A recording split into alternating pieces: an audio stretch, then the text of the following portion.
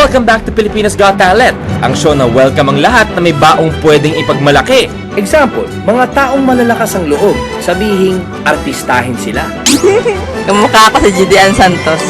Si Kobe Domingo. Tina Morales. River Cruz. Si Megan Young. Kamukha ko daw yung idol ko. Ay Idol Salas. May mga nakilala din kaming marami na raw napatunayan. Kaya naman sikat na daw sila at marami nang pwedeng ipagyabang. I believe na meron akong talento. Mas lambang ako sa kanila. I'm already a singer. I have my CDs already. And I recorded songs in America and Sa tingin ko po, ako na po yung hinahanap dito sa Pilipinas Got Talent. but if I have a chance here in Got Talent, of course, the more I will become a superstar someday. Ang lamang ko sa kanilang lahat ay yung personality ko na kaya kong iharap sa mga tao. Sinubsob ko sa dagat yung tatlong unano. Sinubsob ko sa dagat yung tatlong unano.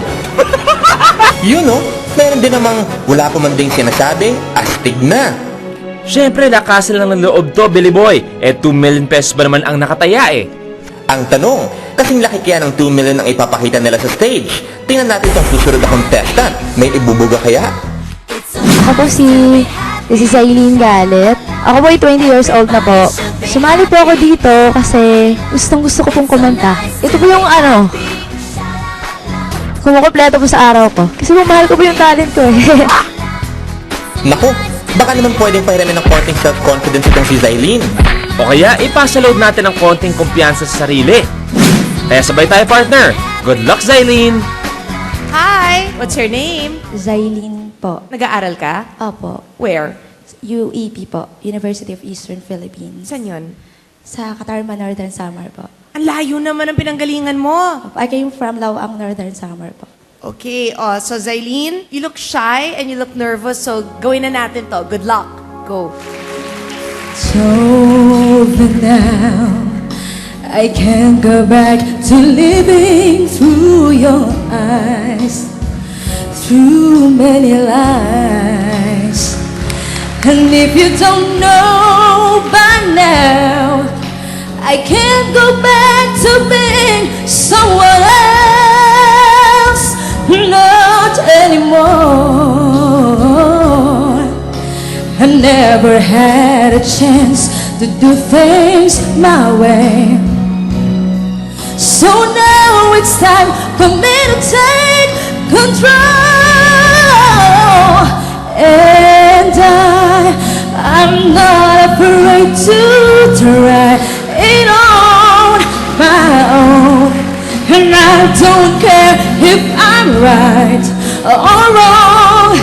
I live my life the way I feel. No matter what, I'm gonna keep it real. You know, it's time for me to do it. Oh, I'll start again, go back to one. I'm running things in my way. Can't stop me now, I've just begun. Don't ever think about it, don't know where your body and take a name to what is mine. Yes, I'm gonna take my turn. It's time for me to finally stand alone. Stand alone. I'm not afraid to try it on my own. And I don't care if I'm right or wrong. I live my life the way I feel. No matter what, I'm gonna keep it real. You know, it's time for me to do it on my own.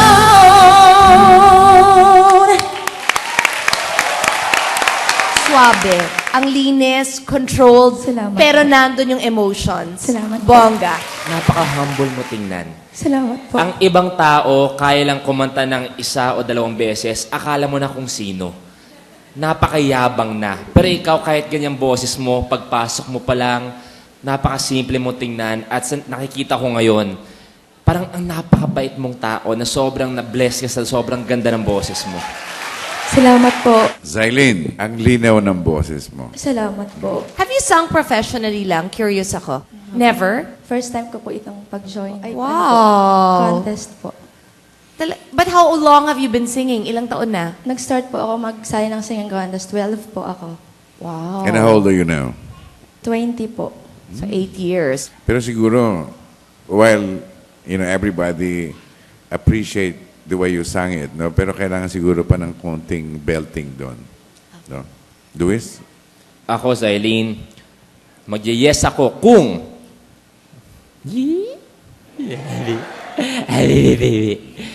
Hindi, Zailin, mag-yes ako kung kaya mo ako tingnan sa mata. At kaya mong ipangako. Ito naman, di! Kung kaya mong ipangako na hindi ka magbabago. Opo. Na kung ano man yung ugali mo pagtapak mo na stage hanggang sa paglabas ay hindi magbabago. Dahil ngayon na narinig mo mula sa amin, mula sa buong Cagayan de Oro, na napakagaling mo at magandang boses mo. Kaya mo bang ipangako sa akin yan? Opo. Kung kaya mong ipangako, yes. Salamat po. You need confidence. Yun lang talaga. Kasi parang nasya-shy ka pa ng konti and all. For you to really shine, di ba? I mean, ang perfect example dyan talaga is, tingnan mo naman si Joviet ngayon kung kumanta na talaga. Parang, he owns the stage. Yun ang hinahanap Presence. natin. Oo, yung presence na lang. And ako, excited ako kasi alam ko na pag sa semifinals na, yung mga fairy godmothers sa Pilipinas Got Talent, mami-makeover ka parang Cinderella. Kaya excited. Oh, ayaw mo? Gusto po. Oh, ako din, gusto ko. Okay, so for me, it's a yes. Salamat po. Alam mo, si Luis, nai-inlove siya sa contestant eh. Bakit? Sabi pa naman, tingnan mo ako sa aking mga mata. Eh, ganun, no? Ano? Hindi. Okay, certainly. Anyway, Zailin is also a yes. Salamat po. Pero yun, Congrats! yung presence. Thank you. Salamat See you, po. Zailin. Salamat po. Aakit na si Zailin sa next round. But remember to keep your feet on the ground. May tiga-palasyo. At may nakahuli ng kiliti ni Miss Chris. Pilipinas Got Talent.